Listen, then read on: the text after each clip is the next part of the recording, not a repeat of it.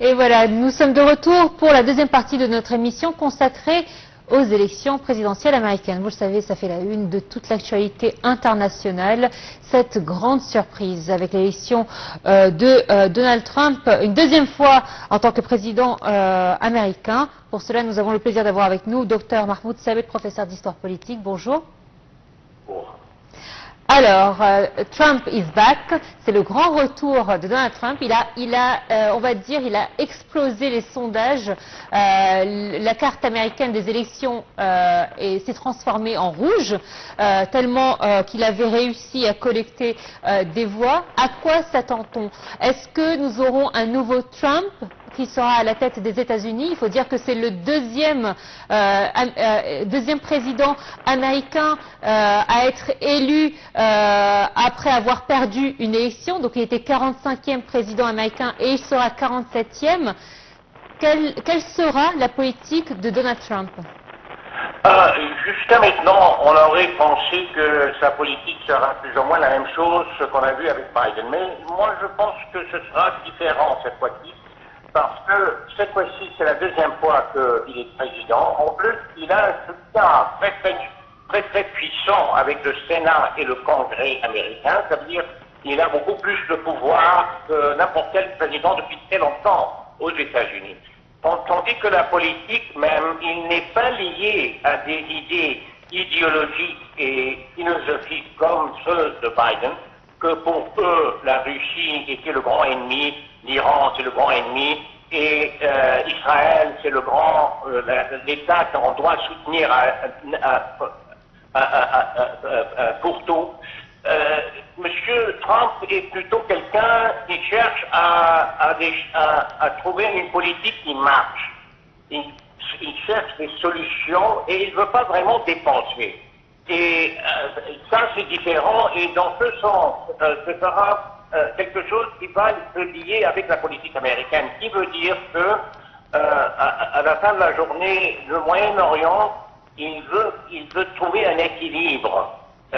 Il a même le dit, il trouve un cesseux, un équilibre et vraiment une certaine stabilité dans la région.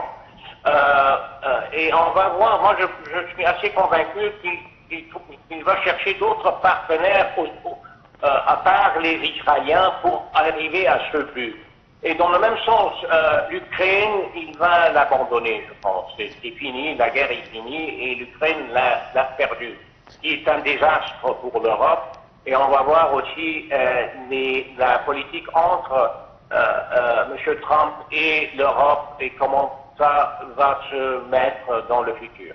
Oui, quand on parle de l'Europe, Dr Mahmoud, également, je dirais qu'il y a plusieurs craintes, bien que les leaders européens étaient les premiers à féliciter le président américain élu Donald Trump de sa victoire. Alors, selon vous, quelles sont les craintes de l'Europe de ce nouveau mandat pour Donald Trump? Les craintes sont plutôt que les États-Unis, après tout, ont beaucoup payé pour la défense de l'Europe. Et dans ce sens, il y a des bases militaires, il y a des garnisons américaines en Allemagne, par exemple, et dans d'autres pays dans ces lieux. Et tout ça, c'est très cher pour l'État américain. Et même, la dernière fois, l'Amérique a même fait des déclarations tout Trump qu'ils allaient abandonner NATO, OTAN. Alors, on va voir. Oui, ils ont des craints, et c'est des craints vraiment économiques à la fin. Parce que l'Allemagne, après tout, est en train d'avoir des bouleversements à cause de leur une vraie crise politique. Alors c'est vrai que l'Allemagne, comme vous le dites, est en pleine crise politique. On l'a vu avec le remaniement, enfin le ministre qui a été licencié et ensuite les autres derrière lui. Alors c'est vrai qu'il y a des craintes économiques pour le continent européen, sachant que le président Trump donc a promis de taxer de 10 à 20% en plus les importations européennes. Et là, ça va faire mal au portefeuille. Oui, et en plus, il y a aussi le défi de BRICS qui va jouer un rôle. Ce n'est plus l'Europe de la dernière fois que Trump était président. Alors, tout doit être vraiment changé comme politique économique. On va voir comment ils vont réagir à tout ça. Monsieur Trump a essayé de faire d'avoir des bonnes communications, par exemple, avec la Chine et en plus avec la Russie.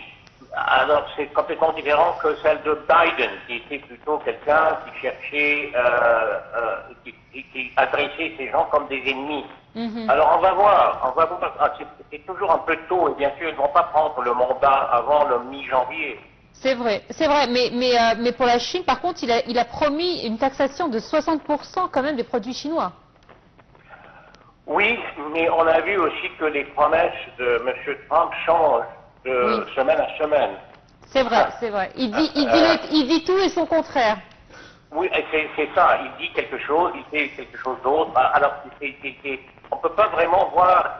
Ça aussi dépend aux gens qui choisissent d'être ses conseillers. Et c'est ça plutôt actuellement qu'on est en train de voir. Bah, déjà, il y a Elon Musk à la tête des personnes les plus proches de Donald Trump.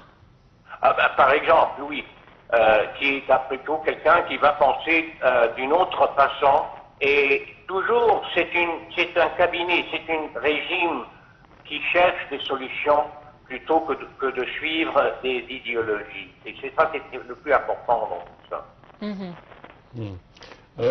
Docteur Mahmoud, également quand on parle des crises actuelles, des conflits qui sont déjà ouverts depuis quelques années, tels que par exemple le conflit à Gaza entre l'armée de l'occupant israélien et les Palestiniens, ou d'autre part le sud du Liban à présent. Comment voyez-vous l'avènement de Donald Trump dans de telles situations? Il a fait des déclarations qu'il veut une stabilité dans la région. Il n'y a qu'une voie de stabilité, c'est un cessez-le-feu avec Gaza. Et c'est une évacuation des forces israéliennes de Gaza. Et à la fin de la journée, Israël a plus ou moins perdu cette guerre. Elle n'est pas vainqueur, elle a beaucoup perdu chez les frontières libanais. Tout ce bombardement, ce n'est que une expression de leur frustration, voilà, vraiment. Et ils cherchent aussi une façon d'arrêter. Et peut-être ce sera ça le catalyse pour ça, dans le sens que Trump peut bien dire il faut arrêter. Ils peuvent à ce moment dire oui, on n'a pas de choix, on doit arrêter. Alors on va voir, mais jusqu'à maintenant, ça n'a pas vraiment changé comme politique. Par contre, oui, par contre, pour le président sortant Joe Biden, c'était le même cas. Il a affiché, il a envoyé plusieurs reprises son secrétaire d'État à Israël pour arrêter la guerre et l'agression, mais ça n'a pas arrêté également. Il n'a pas arrêté le fondement ou le versement d'au moins 40 milliards de dollars pour Israël pour qu'elle finance ses guerres. Mais c'est ça. Le moment qu'ils deviennent sérieux, le moment qu'ils vont couper les liens de soutien militaire à Israël. Ils ont même pas fait ça comme menace, par exemple. Ils n'ont pas menacé ça comme situation qu'ils ne font pas quelque chose. Ils ont fait des déclarations vides qui a complètement cassé un peu la réputation américaine. Alors, je veux revenir sur ce point précisément, car effectivement, comme on l'a dit, Donald Trump dit tout et son contraire. Il a plusieurs fois mentionné son soutien ferme à Israël. Il ne l'a jamais nié, contrairement à Biden, qui lui avait de très mauvais rapports avec Benjamin Netanyahou, et c'est pour ça que la communication se faisait par son secrétaire d'État uniquement. Benjamin Netanyahou n'avait pas de bonnes relations avec Biden et le ridiculisait souvent.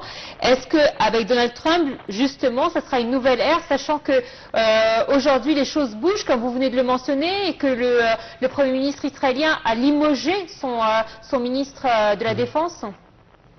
Vraiment, on va voir, parce qu'il y a beaucoup de rumeurs, disons, autour de Trump vis-à-vis sa relation avec M. Netanyahou. Mais on sait que, bien sûr, qu'il y a Mme Edelson, qui est elle-même une Israélienne, mais qui est une des grandes souteneurs de la partie des républicains aux États-Unis. Elle est israélien-américain. Elle a demandé de Trump de donner certains avantages à Israël. On va voir si ces avantages ouvrent la porte à une instabilité dans la région. Est-ce qu'ils vont faire autre chose? Alors, c'est pas vraiment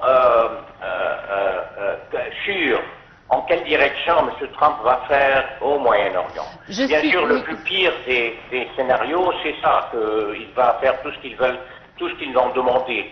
Mais je suis assez doutant parce que ça s'ouvre la porte à des dépenses énormes pour une guerre contre l'Iran. Et à la fin de la journée, c'est ça.